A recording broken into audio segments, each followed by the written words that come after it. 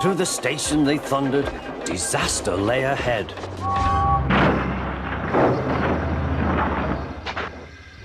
Something sticky splashed all over James.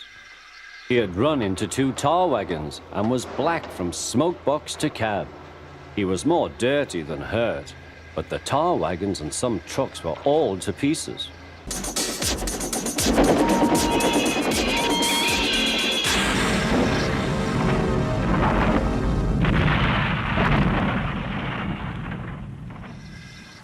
Henry's driver and fireman had jumped clear before the crash, but Henry lay dazed and surprised. Og was anxious.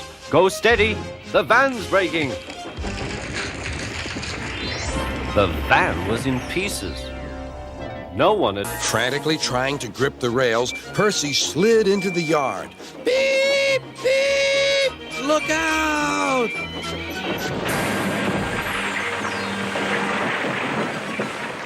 The brake van was in smithereens. Percy's driver and fireman had jumped clear, but Percy was stranded.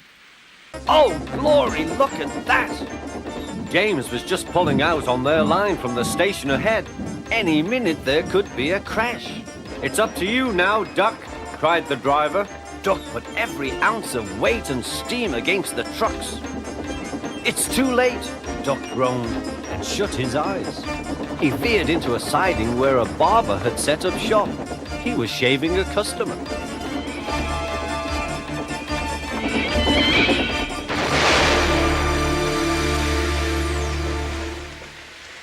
His funnel. Out for our plan, giggled the trucks. Go faster, go faster. Slow down, called Thomas's driver and applied the brakes.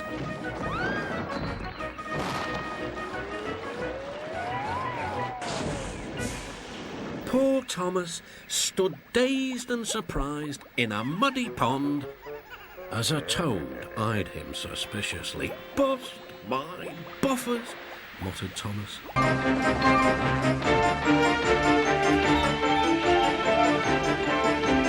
At last, the cars grew tired. I'm winning, gasped Oliver. But it was too late.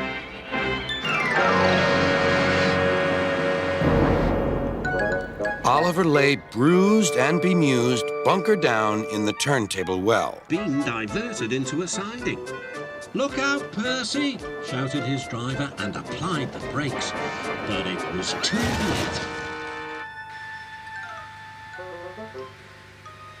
The driver and the fireman had jumped clear, but squashed fruit squirted all over Percy.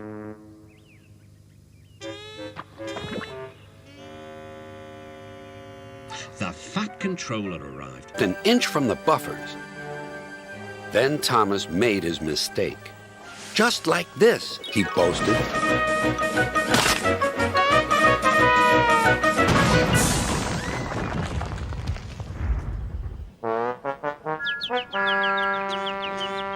I'm coming apart!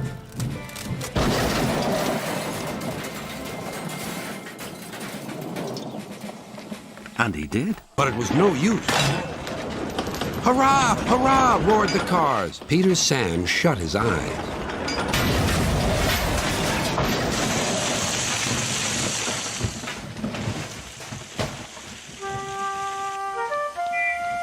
Beep! Beep! Wailed Peter Sam. Fast.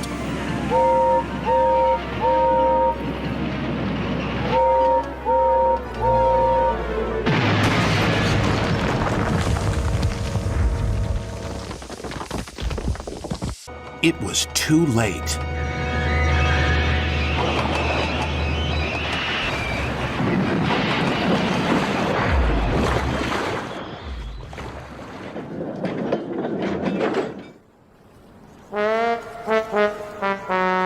Heading straight for me!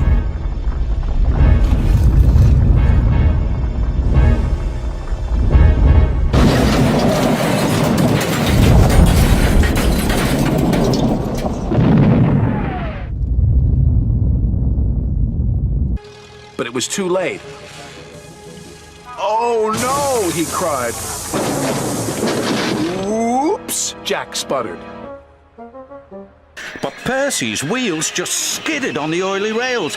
Oh no! Hooted Percy.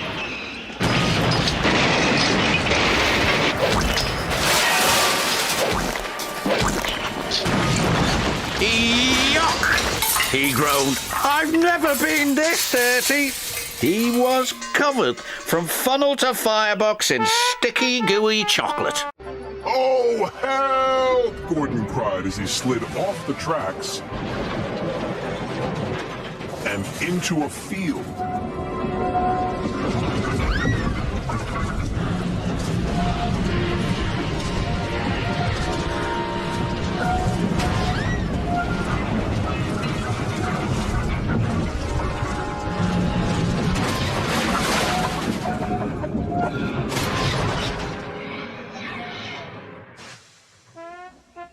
No one was hurt, but poor Gordon felt very undignified. Of the hill, Arthur's driver applied the brakes, but it was too late. Squashed fruit flew everywhere.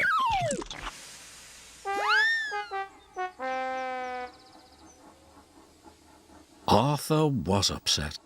Is there a problem, Mr. Oliver? Yeah, there is!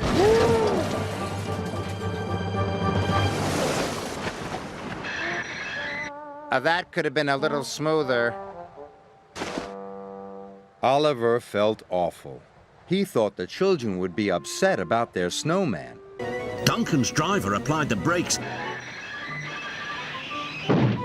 but it was too late. The statue flew through the air and landed in the lake. Luckily, nobody was hurt.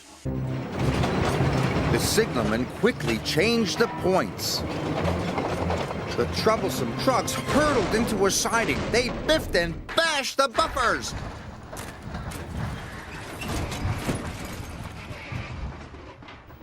But the station was safe. Thomas was out of control.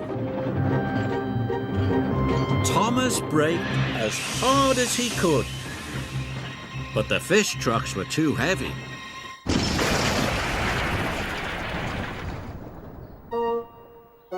Oops, said Thomas.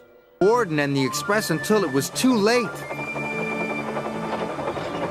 The brake van passed Gordon, but the tar wagons didn't.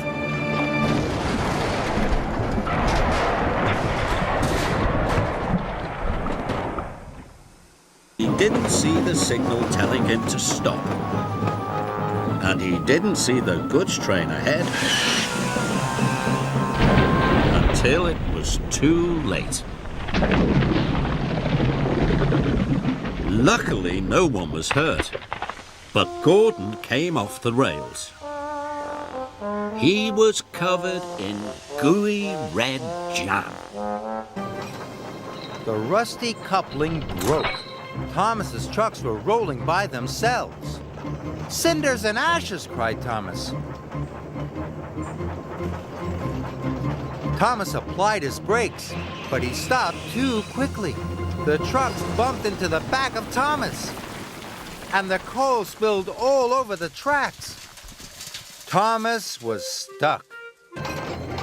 Scarloey's flatbed biffed into the sidings and came off the track.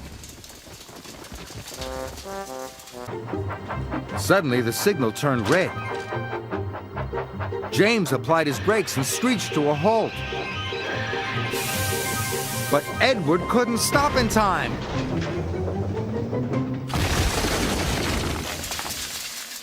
"Sorry," puffed Edward. "I didn't have time to stop."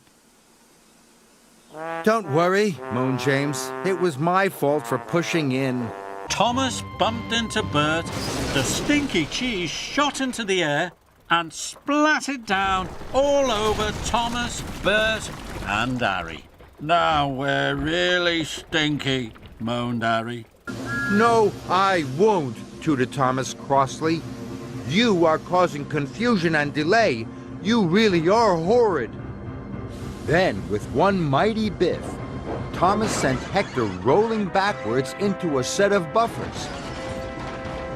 Hector crashed off the track. Thomas felt very bad. He hadn't meant to knock Hector over. Towards Harry and Bert. With a crash and a bash, Thomas and Diesel smashed Harry and Bert right through the back of the engine sheds. Stones and timber flew everywhere. Stepney was waiting to puff onto the main line.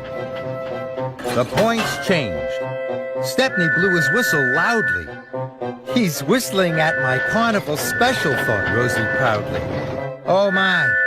But Stepney was whistling because the freight car of sugar was now rolling towards him. Stepney was covered in pink sugar from funnel to footplate. The giant snowball will surely miss us now. But Gordon was wrong. The giant snowball rolled down the track and crashed and bashed into Thomas. Help! Gordon saw Thomas and his truck of firewood lifted high in the air and derailed. Now it was Thomas who looked like a giant snowball. Old Wheezy grabbed and groaned and whirled and hurled. Logs everywhere. Logs bounced off Edward. Blistering boilers. And flew past Thomas. Cinders and ashes. James roared and raced down the track. He hit Gordon's buffer with a biff and a bash and a terrible smash. Gordon the Grand had toppled off the track into the muddy fen, and James the rescue engine had splished and sploshed into the mud after him. Oh, the indignity. Flash, bang, wallop! James was so surprised, he hit the buffers, and his wheels bounced off the track. Rattle my rods! That will show you. Hero stopped so suddenly that 3 big barrels of cream flew into the air. Not again. And splattered all over Sir Topham Hatt and Edward and Hero. The track had been flooded, so he went to warn Sir Topham Hatt. But it was too late.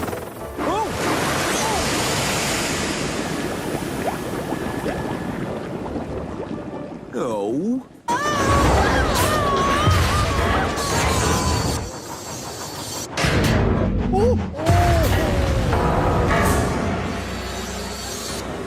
Hero, are you all right? Oh. Max! Watch out! Slow down! Stop! Stop!